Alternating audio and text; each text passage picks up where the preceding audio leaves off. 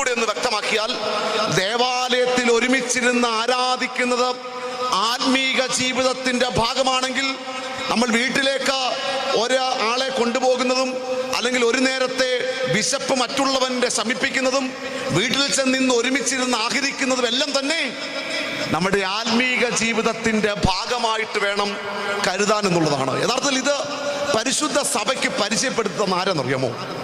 ഈ ജനുവരി 1-ാം തീയതി ഒരു വലിയ പിതാവിന്റെ ഓർമ്മ കൊണ്ടാടി.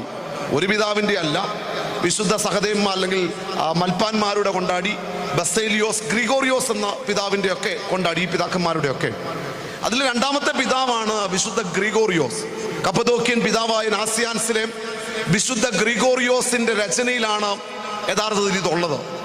ഈ അനുഭവത്തിൽ ഈ വേദശാസ്ത്ര മർമ്മങ്ങളെ പരിശുദ്ധ സഭയ്ക്ക് പരിചയപ്പെടുത്തി തന്നത് മലങ്കര സഭയുടെ പണ്ഡിത ശിരോമണി എന്നറിയപ്പെടുന്ന